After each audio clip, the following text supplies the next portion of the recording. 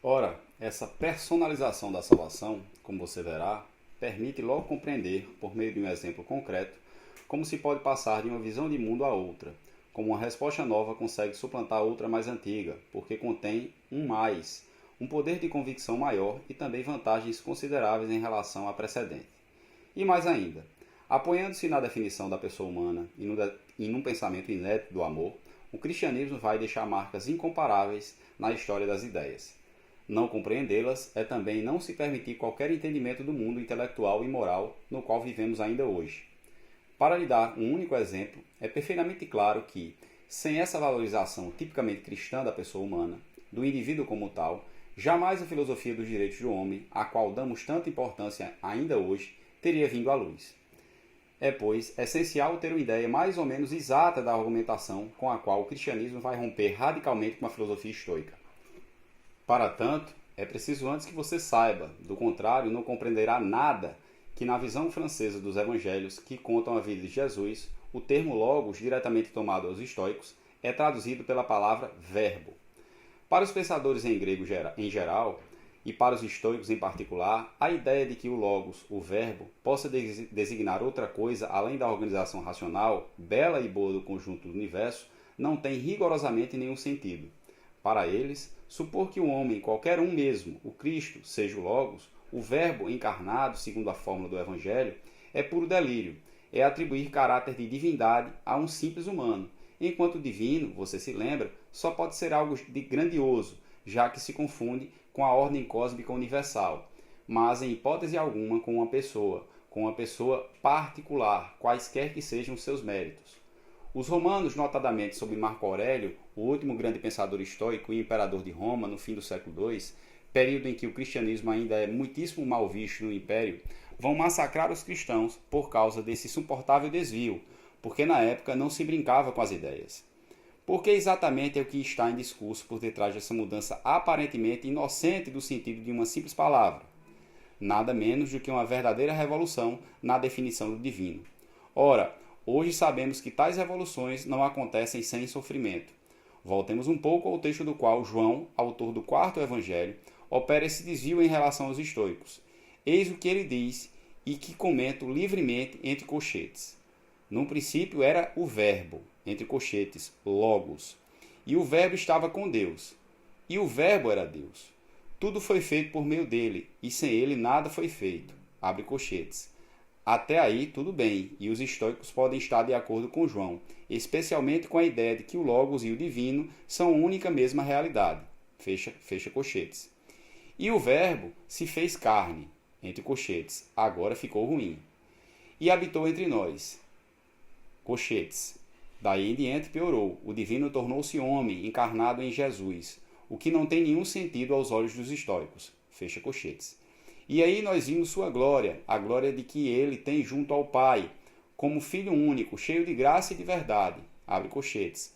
Do ponto de vista dos sábios gregos, o delírio agora é total, já que os discípulos de Cristo são apresentados como os testemunhos da transformação do Logos, verbo igual a Deus, em homem igual a Cristo, como se este fosse o filho do primeiro. Fecha colchetes.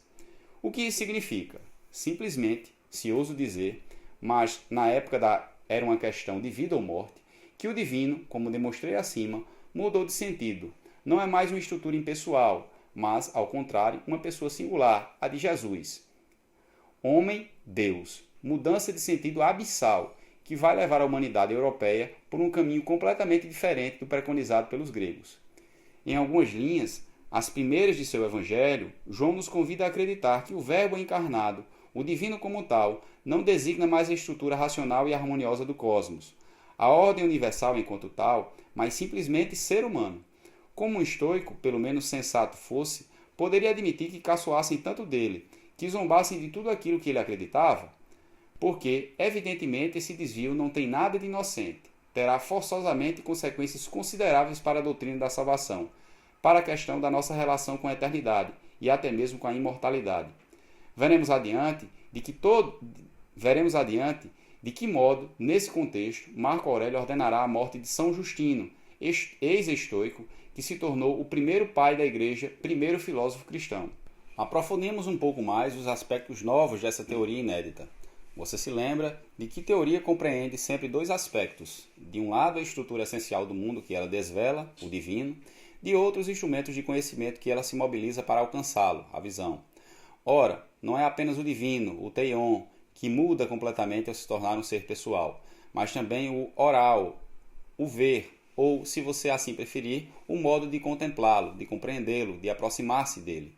A partir daí, não será mais a razão a faculdade teórica por excelência, mas a fé. Nesse ponto, a religião vai rapidamente pretender, e com todas as suas forças, opor-se ao racionalismo que estava no centro da filosofia, e com isso destronar a própria filosofia. E agora, o segundo traço. A fé vai ocupar o lugar da razão, e mesmo levantar-se contra ela, ou seja, a fé vai ocupar o lugar da razão e se opor, se levantar contra ela. De fato, para os cristãos, o acesso à verdade não passa mais, em todo caso, não em primeiro lugar, como para os filósofos gregos, pelo exercício de uma razão humana que conseguia captar a ordem racional, lógica do todo cósmico, porque ela própria seria um emérito componente dela. O que vai permitir a aproximação do divino, seu conhecimento e contemplação, é, a partir de então, uma ordem inteiramente outra. O que conta, antes de tudo, não é mais inteligência, mas a confiança dada à palavra de um homem, o homem-deus, o Cristo, que tem a pretensão de ser o Filho de Deus, o Logos encarnado. Acreditarão nele, porque ele é digno de fé. Os milagres realizados por ele aumentarão a confiança que depositam nele. Lembre-se ainda que confiança originalmente significa fé. Confiança originalmente também significa fé. Para contemplar Deus, o instrumento teórico adequado é a fé e não a razão.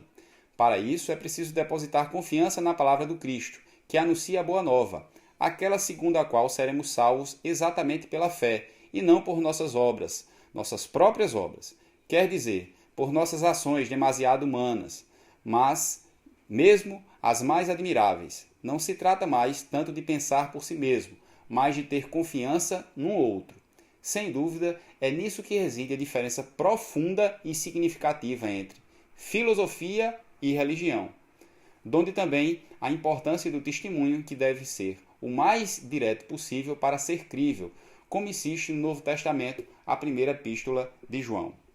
O que era desde um princípio, o que ouvimos, o que vimos com os olhos, o que contemplamos e nossas mãos apalparam no tocante ao Verbo da vida, porque a vida se manifestou, e nós vimos e testemunhamos, anunciando-vos a vida eterna que estava com o Pai, e nos foi manifestada. O que vimos e ouvimos, nós também anunciamos, a fim de que também vos vivais em comunhão conosco. É certamente do Cristo que João fala aqui, e você vê que o estatuto de seu discurso repousa sobre uma lógica diferente da que pertence à reflexão e à razão. Não se trata de argumentar a favor ou contra a existência de um Deus que se fez homem, pois evidentemente tal argumentação excede a razão e se mostra impossível. Mas, primordialmente, trata-se de testemunhar e crer, de dizer que o Verbo encarnado, o Cristo foi visto, apalpado, tocado, ouvido, que conversaram com ele e que esse testemunho é digno de fé. Você pode acreditar ou não, isso depende de você, que o Logos divino, a vida eterna, que estava com o Pai, encarnou no homem-deus, descido à terra. De qualquer modo, não é mais uma questão de inteligência ou de raciocínio. A rigor, trata-se do contrário. Abre aspas. Bem-aventurados os pobres de espírito, fecha aspas. Diz Cristo nos Evangelhos. Pois eles acreditarão e verão a Deus, ao passo que os inteligentes, entre aspas, os soberbos, entre aspas, como diz Santo Agostinho, ao se referir aos filósofos, atarefados com seus raciocínios, passarão com orgulho e arrogância à margem do essencial. Donde o terceiro traço. O requisito para se aplicar e praticar convenientemente a nova teoria não é mais o entendimento dos filósofos, mas a humildade das pessoas simples. Justamente porque não se trata de pensar em si mesmo, mas de acreditar por meio de outro. O tema da humildade é onipresente entre aqueles que se têm dúvida. Foram, como São Tomás, os dois maiores filósofos cristãos, Santo Agostinho, que viveu no Império Romano no século IV d.C., e Pascal, na França, no século XVII.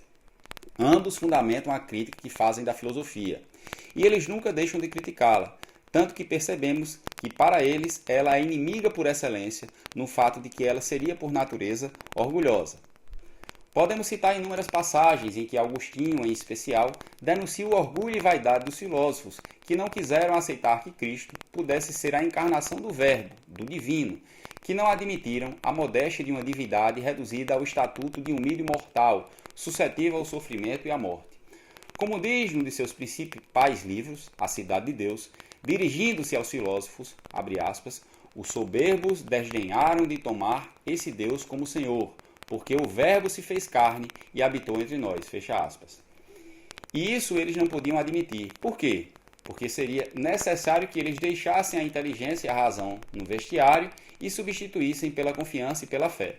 Se você pensar bem, há, portanto, na religião uma dupla humildade que se opõe de sair da filosofia grega e que corresponde, como sempre, aos dois momentos da teoria, ao divino, o teion, ao ver oral, por um lado, a humildade, se ouso dizer, objetiva, de um logos divino que fica reduzido com Jesus ao estatuto de modesto ser humano, o que parece muito pouco para os gregos.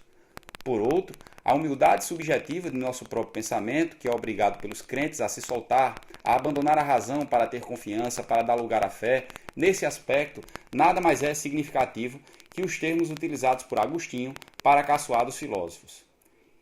Diz ele, inchados de orgulho pela alta opinião que têm de sua ciência, eles não ouvem Cristo quando diz, aprendei de mim, porque sou manso e humilde de coração, e encontrareis repouso para vossas almas. O texto fundador aqui se encontra no Novo Testamento, na primeira epístola aos Coríntios, redigida por São Paulo. É um pouco difícil, mas terá tamanha posteridade sua importância, tão considerável no desenvolvimento da história cristã, que vale a pena lê-lo com atenção. Ele mostra como a ideia de encarnação do Verbo, a ideia, portanto, de que o Logos divino se fez homem e que Cristo é o Filho de Deus, é inaceitável, tanto para os judeus como para os gregos. Para os judeus, porque Deus fraco, que se deixa martirizar e pregar na cruz sem reagir, parece desprezível e contrário à imagem do Deus deles, cheio de poder e cólera. Para os gregos, porque a encarnação tão medíocre contradiz a grandeza do Logos, tal como concebe a sabedoria do mundo dos filósofos estoicos. Aqui vai o texto. Deus não tornou louca a sabedoria deste século? Com efeito, visto que o mundo, por meio da sabedoria, não reconheceu Deus na sabedoria de Deus, aprove a Deus, pela loucura da pregação, salvar aqueles que creem. Os judeus pedem sinais e os gregos andam em busca da sabedoria. Nós, porém, anunciamos Cristo, crucificado, que para os judeus é escândalo, para os gregos é loucura, mas para aqueles que são chamados tanto judeus como gregos, é Cristo poder de Deus e sabedoria de Deus. Pois o que é loucura de Deus é mais sábio do que os homens. O que é fraqueza de Deus é mais forte do que os homens. Paulo descreve a imagem inaudita, melhor dizendo, na época de um Deus que não é mais grandioso, não é nem colérico nem terrível, nem cheio de poder como o dos judeus, mas fraco e misericordioso a ponto de se deixar crucificar. O que aos olhos do judaísmo da época bastaria para provar que não tinha nada de divino, mas ele também não é nem cósmico nem sublime como dos gregos, que, de modo panteísta, fazem dele a estrutura perfeita de todo o universo. E é justamente esse escândalo e essa loucura que constituem sua força. É por sua humildade, exigindo-a dos que vão crer nele, que ele vai se tornar o porta-voz dos fracos, dos pequenos, dos subalternos, centenas de milhões de pessoas que se reconhecem ainda hoje na estranha força dessa fraqueza. Ora, é justamente isso que, segundo os crentes, os filósofos não souberam aceitar. Voltarei ao assunto para que você possa avaliar a amplitude do tema da humildade religiosa oposta à arrogância filosófica. Está presente em toda a Cidade de Deus, livro 10, capítulo 29, na qual Santo Agostinho se volta contra os filósofos mais importantes de seu tempo, no caso, discípulos tardios de Platão, que se recusam a aceitar que o divino tenha podido se fazer homem, o Verbo se tornar carne, exatamente quando o pensamento deles deveria, segundo Santo Agostinho, levá-los a concordar com os cristãos, mas, para consentir nessa verdade, precisareis de humildade, virtude, tão difícil de incutir em vossas cabeças altivas. O que há de inacreditável, sobretudo para vós, cujas doutrinas vos convidam, mesmo a essa crença, O que há de inacreditável quando dizemos que Deus assumiu a alma e o corpo de um homem? Sim, porque as opiniões que são as vossas e que aqui vos combateis, vos impedem de ser cristãos, senão porque Cristo veio na humildade e que vós sois soberbos. Onde encontramos a dupla humildade de que lhe faltava há pouco. A de Deus que aceita se rebaixar até fazer homem entre os homens. A do crente que renuncia o uso da razão para depositar toda a confiança na palavra de Jesus e assim dar lugar à fé. Como agora você percebe claramente, os dois momentos da teoria cristã, definição do divino, definição da atitude intelectual que permite entrar em contato com ele, são antípodas daqueles da filosofia grega a que Santo Agostinho visa. É o que explica perfeitamente no quarto traço que eu gostaria de apresentar.